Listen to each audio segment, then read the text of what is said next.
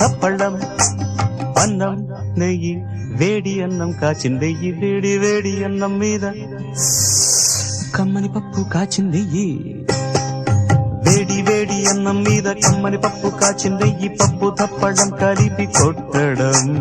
భోజనం మన భోజనం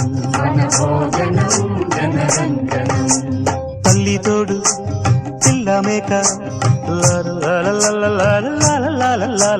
తల్లి తోడు పిల్ల మేక ఆలు మగలు అత్త కోడలు బాసు బంటూ ఒకటేనంటూ కలవడం భోజనం వన భోజనం